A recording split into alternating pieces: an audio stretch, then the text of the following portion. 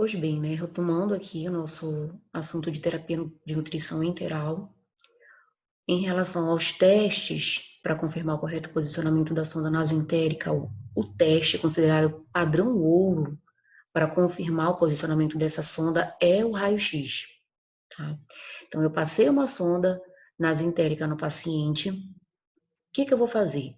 Eu vou posicionar o decúbito lateral direito para que a peristalse gástrica ajude a empurrar a ponta da sonda para o duodeno. E aí eu já encaminho esse paciente para realizar o raio-x. Quando ele retornar do raio-x, eu vou observar lá na chapa se a ponta da sonda, que é radiopaca, está de fato lá no lado direito do abdômen, né? Se ela está lá posicionada no duodeno. Confirmando o posicionamento dela, aí sim eu vou retirar o mandril, esse fio guia, e vou instalar a dieta.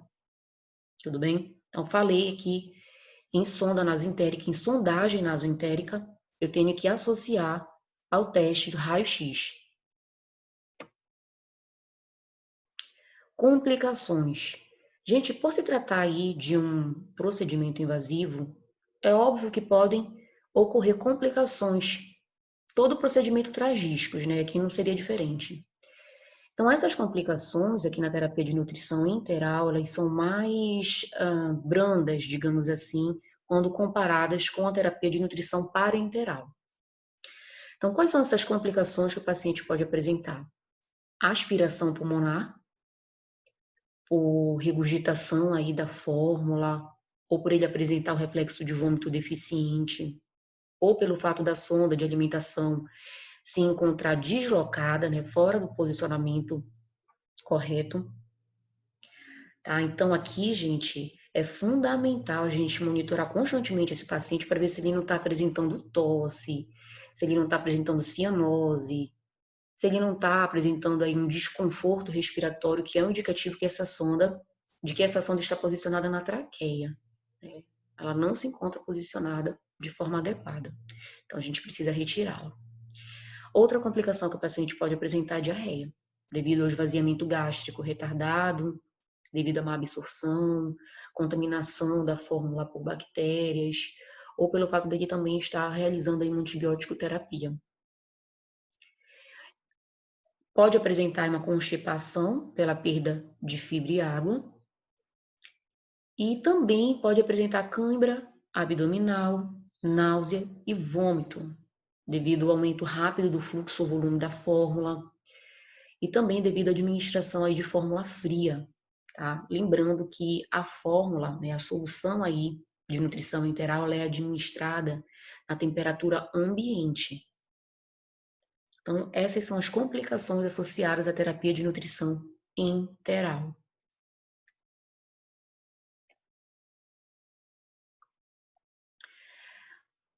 Procedimento, né? Vamos ver aqui quais são os materiais necessários para a realização do procedimento de sondagem nasogástrica ou nasoentérica. Bem, como se trata de um procedimento de sondagem, vou precisar aqui de uma sonda, né? Então, se for uma sondagem nasogástrica, eu vou utilizar a sonda de Levine. Se for uma sondagem nasoentérica, eu vou utilizar a sonda Dobhoff. Xilocaína em gel, para lubrificar a extremidade da sonda e facilitar a migração dela. Água destilada, gaze, para realizar a higienização da narina. Toalha de rosto ou papel toalha. Luva de procedimento. EPIs, touca, máscara, óculos, avental, esparadrapo e tesoura, né, para eu fazer 2 tiras, uma para demarcar a extremidade da sonda, até onde eu tenho que introduzi-la, e a outra para fazer a fixação da sonda no nariz do paciente. Seringa de 20 ml, copo com água potável. Técnica do procedimento. Vocês já estão cansados de saber que antes e após a realização de qualquer procedimento eu preciso higienizar as mãos. Feito isso, eu vou organizar os materiais e separar essas 2 tiras de esparadrapo ou micropore. Uma tira eu vou demarcar a extensão da sonda, para eu saber até onde eu tenho que introduzi-la. E a outra tira, eu vou fazer a fixação, né?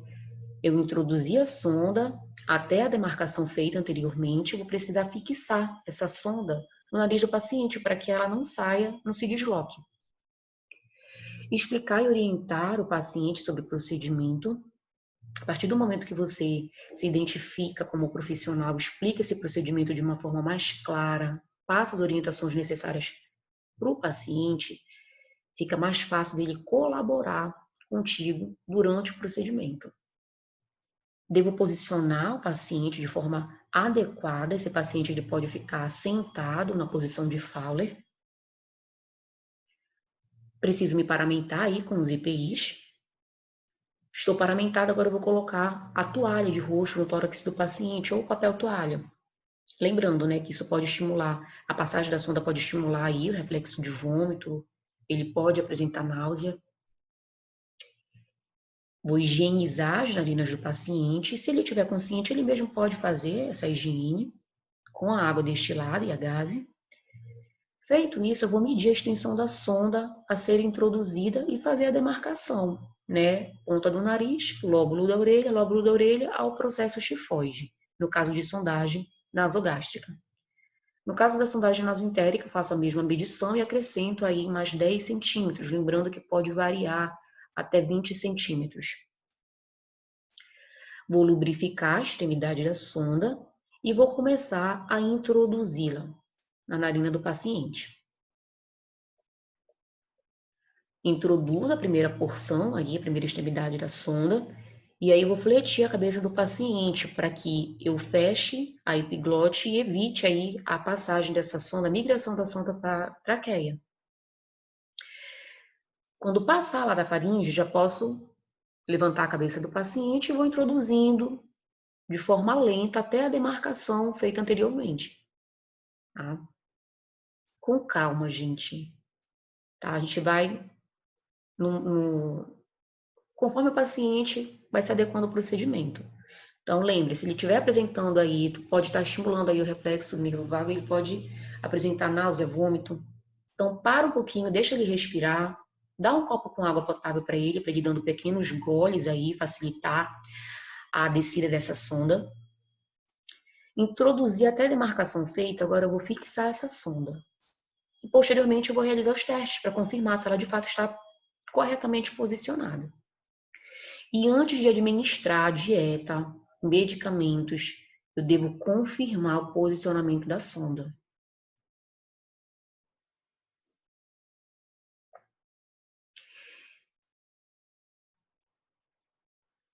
Cuidados de enfermagem na terapia de nutrição enteral. Quais são os cuidados aqui relacionados nessa terapia? Higienização das mãos antes e após o procedimento. Limpeza nas junções da sonda e equipo antes de instalar a dieta. Avaliar e assegurar a instalação da nutrição enteral, observando as informações contidas no rótulo, sempre confrontando-as com a prescrição médica. Manter a sonda fixada corretamente com esparadrapo micropore. Observar a marcação da sonda diariamente. Não tracionar a sonda enteral. Fornecer a dieta sempre com a cabeceira elevada, né, a 30, a 45 graus ou com o paciente sentado. Lavar a sonda com 20 ml de água filtrada após as dietas ou medicações para que não ocorra obstrução dessa sonda, né, pelo fato da presença ali de algum resíduo de nutrição ou até mesmo partículas de medicações que foram introduzidas. E após a dieta, a gente precisa manter esse paciente sentado com a cabeceira elevada por pelo menos 30 minutos, né, para que ele não venha aí para impedir o refluxo da dieta e, consequentemente, a broncoaspiração, ok?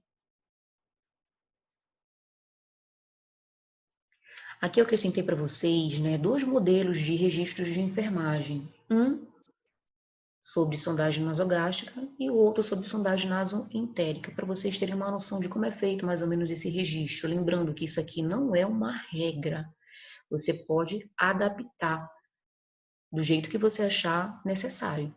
Tá? Então, aqui, primeiro exemplo.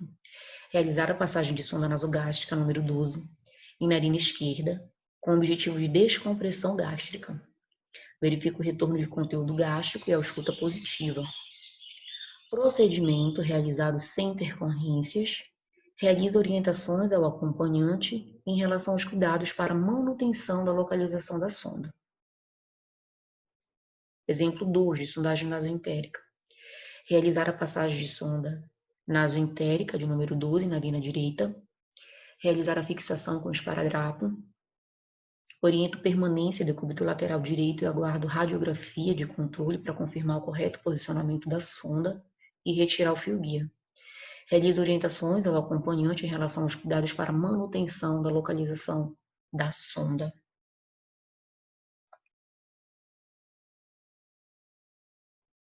Bem, então aqui nós já fechamos a terapia de nutrição enteral. Nós vamos adentrar agora na terapia de nutrição parenteral. A terapia de nutrição parenteral, gente, consiste num conjunto de procedimentos terapêuticos para a manutenção ou recuperação do estado nutricional do paciente por meio da nutrição parenteral.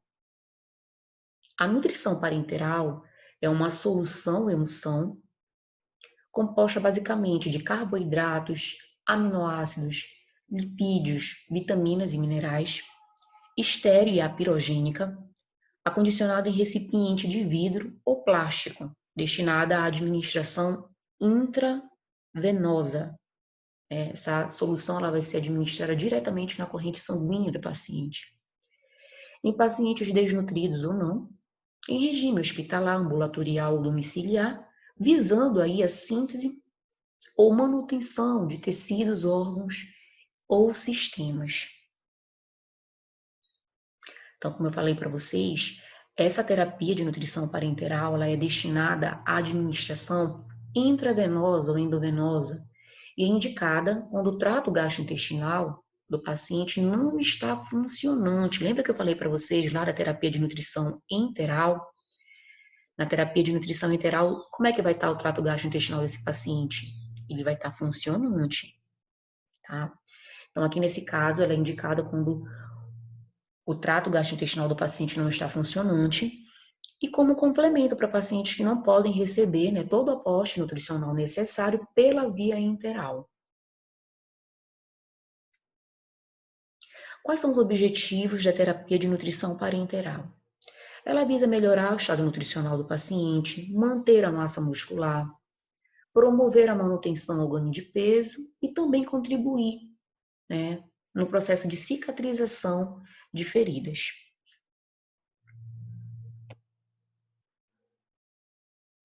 Quais são as indicações para a terapia de nutrição parenteral? Ela é indicada quando o paciente está apresentando uma incapacidade de ingerir uma quantidade adequada de alimento ou líquido via oral dentro de 7 dias. Observem aí que é uma semana, gente. Normalmente, quando vem questões de prova, eles costumam variar esse período, tá? Então, 7 dias. É indicada também quando o paciente apresenta uma capacidade comprometida para absorver alimentos pela via oral ou enteral, né? Ou quando esse paciente não deseja ou não consegue ingerir nutrientes adequados por essas vias. E também é indicada em necessidades pré e pós-operatórias prolongadas.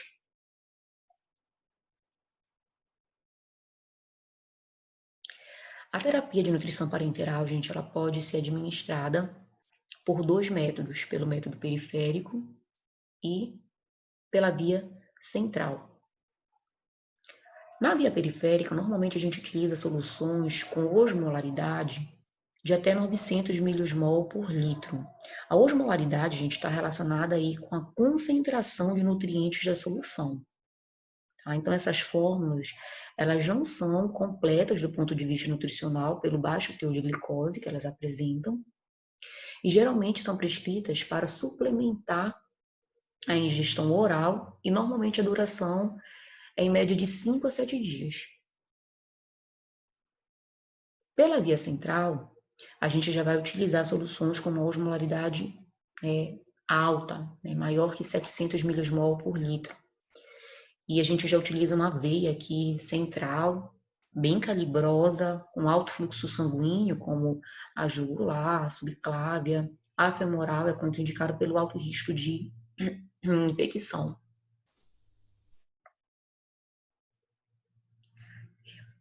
Então, o acesso venoso,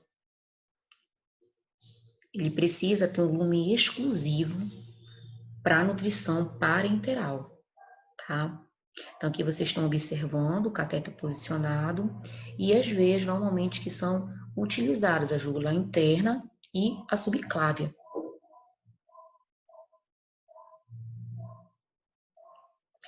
A gente tem vários catéteres, né?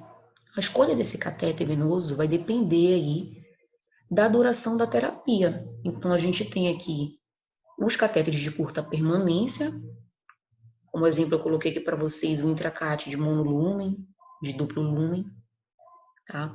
Só ressaltando que essa nutrição, gente, ela precisa normalmente, né, ser preferencialmente infundida em acesso venoso central, devido à alta osmolaridade, tá? E essa via, gente, ela tem que ser exclusiva para administração da dieta. Então, no caso do paciente estar apresentando aí, está com um catéter, com um intracate de duplo lumen, uma via vai precisar ser identificada para uso exclusivo da nutrição parenteral.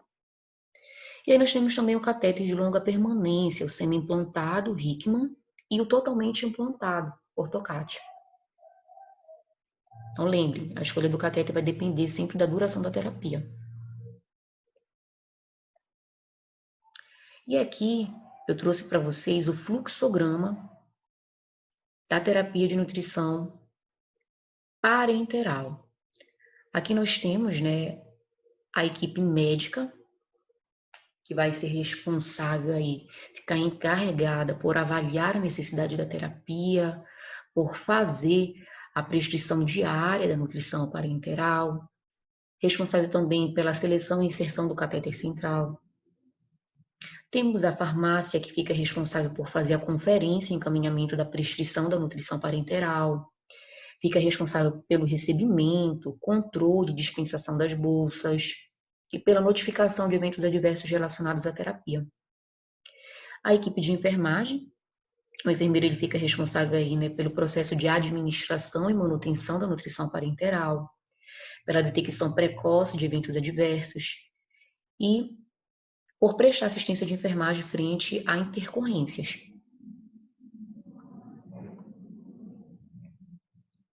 Aqui eu estou mostrando para vocês, né, essa solução de nutrição parenteral. Observe essas informações.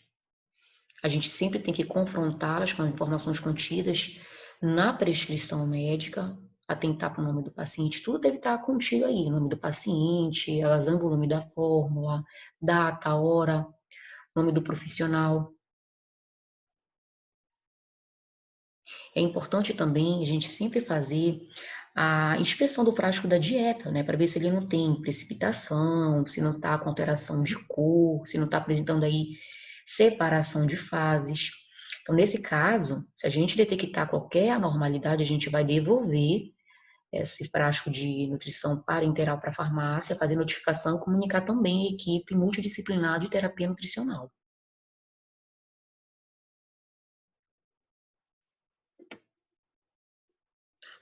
Lembrando, gente, que essa nutrição parenteral, ela vai ser infundida através de fluxo controlado, né, por meio aí de uma bomba de infusão, como vocês podem observar na ilustração, com um volume e vazão determinado pelo médico, né, que prescreveu a terapia. Tá? Essas bolsas não ficam no posto de enfermagem, elas ficam armazenadas na geladeira, uma temperatura de 2 a 8 graus Celsius na farmácia. Tá? Então, a gente da enfermagem é que vai fazer a solicitação à farmácia da bolsa, com uma antecedência de aproximadamente 2 horas. antes, né, de instalar a dieta no paciente. E a aclimatação da bolsa é feita no posto de enfermagem em temperatura ambiente, protegendo da incidência de luz, ok? Sempre com cuidado para a gente manipular essa bolsa com técnica asséptica para evitar a contaminação dela. Esses são alguns cuidados que a gente deve ter em relação ao manuseio dessa bolsa. Então, gente, essas soluções de nutrição parenteral, elas são iniciadas lentamente e a gente vai aumentando a velocidade de forma gradativa até atingir a velocidade desejada, né, conforme é permitido pela tolerância do paciente aos líquidos e à glicose. Então, dentro do período de 24 horas, é administrado um total de 1 a 3 litros de solução. E essa solução parenteral, ela vai ser descontinuada também de forma gradativa para permitir que esse paciente se ajuste aos baixos níveis de glicose. Complicações. Aqui também nós temos complicações, né? No caso da terapia de nutrição parenteral, essas complicações atingem aproximadamente 5% dos pacientes e podem ser classificadas em 3 grupos: complicações mecânicas, metabólicas e infecciosas.